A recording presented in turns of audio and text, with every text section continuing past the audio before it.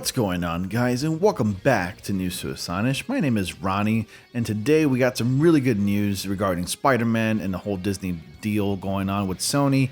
It seems like Spider-Man's catching a lot of attention in terms of streaming. If you guys have ever watched any movies on Disney Plus, specifically the Marvel movies, you notice that Spidey is absent. So he belongs in the Marvel Cinematic Universe timeline, and he's canon to the Marvel Cinematic Universe. But unfortunately, if you're going to watch the movies in any particular order, from whether you want to watch it from phase 1 to say phase 4, or you want to watch it in the cinematic order, you notice that Spider-Man is not there. Not Spider-Man Homecoming, not even Spider-Man Far From Home. But if you do have the DVDs or Blu-rays, you can watch it adjacent to the films that's already on Disney Plus. So this new deal comes in today. It was actually just posted like literally about an hour or two ago. And I kind of just want to do a simple breakdown and read the article and then discuss afterwards. So before I go ahead and do that, I want you guys to go ahead and grab the subscribe button, press like, of course, comment down below once you're done watching this video. Join my Discord. The invitation to link is down in the description box below. And with all that being said, let's go ahead and get back to the article.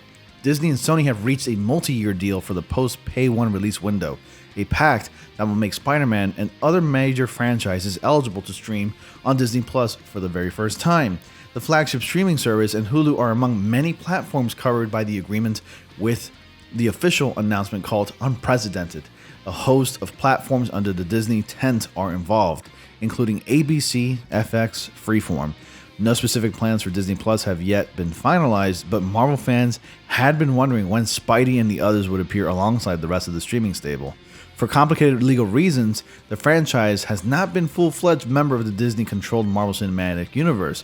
Theatrical releases from 2022 to 2026 will move to Disney after their runs on Netflix, which earlier this month announced a deal with Sony for a Pay 1 exclusive as well as co-production rights to direct-to-streaming films. Financial terms were not disclosed in the release, and the companies declined to comment on any dollar figures.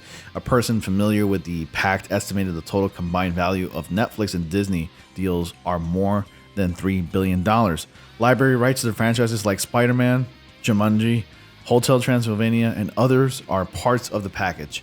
So the official announcement said that the deal gives Disney enormous programming potential across its platforms and makes them key destinations for a robust collection of Spider-Man films. So I think we're talking way back to like the Spider-Man Raimi film, if I'm not mistaken.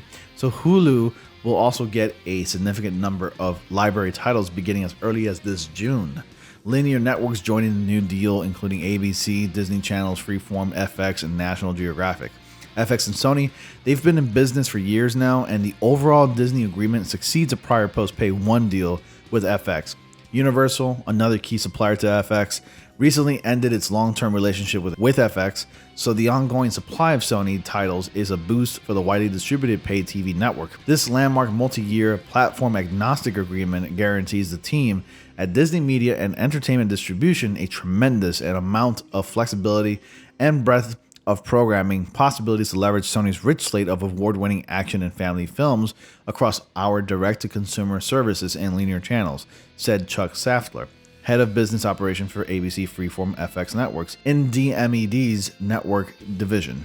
So Saftler, a key architect of FX's movie slate deals, played a key role in the negotiations. This is a win for fans, who will benefit from the ability to access the very best content from two of the Hollywood's most prolific studios across a multitude of viewing platforms and experience.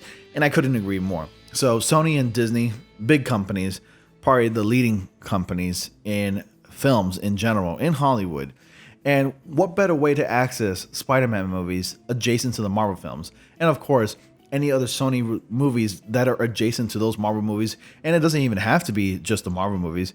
It could be other various Disney movies. It could be kid-friendly family movies, because Sony does have a lot of kid-friendly family movies like Jumanji, The Minions, and Despicable Me. Like, it's a possibility now that we can actually see everything in one application. Sony at this moment doesn't have a streaming service, but it's so cool. And to see that Spidey will now be present within the Marvel Cinematic Universe timeline just makes watching the Marvel movies that much better of an experience.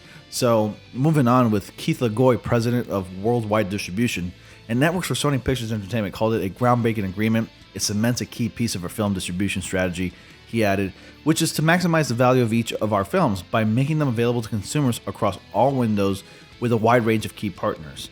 So in a memo to employees, Sony Pictures Entertainment Motion Picture Group chairman Tom Rothman said that the Netflix and Sony deals are reflective of the exceptional, unique value belonging to the culturally impactful films we make and market. There is nothing like Sony Pictures' outstanding slate, freely available in the modern marketplace, and the demand for it accordingly robust.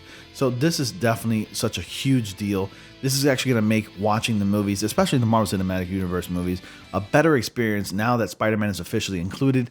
Of course, if you have the Blu-ray DVD collection, like myself, weird flex, I know, you actually get to watch the movies. It is a bit of annoying because you have to change inputs. You know, I have Disney Plus on my Roku television personally, but then if I have to watch like movies that are not available, like let's say The Incredible Hulk, for example, or Spider-Man Homecoming or Far From Home, I have to actually go to my DVDs and find those movies and play it on my Blu-ray and switch inputs. Now that can be very annoying, but it's much better this way where all the movies are available and accessible all in one input. So this is very exciting, guys. This means like this is a huge game changer, and it's starting to show, at least it's paying off, that Sony has a lot more flexibility these days instead of like, let's say 5-7 years ago. So now Sony is actually being a little bit more lenient. They're starting to see the bigger picture here. Obviously, money talks, and I'm pretty sure that's the main reason why they're doing this, because they want to be able to reach out to their consumers in other means, even if it means putting their properties in other media, such as Disney Plus. Anyways, I hope you find these news really exciting. Thank you so much for watching. Be sure to like, comment, subscribe, and of course, click on that bell notification so you don't miss anything. I post videos on a daily, and I do live streams at least twice a week, starting Tuesdays and Sundays, 8:30 p.m. Eastern Time. Thank you so much for watching once again, guys, and I'll see you all in the next comic panel.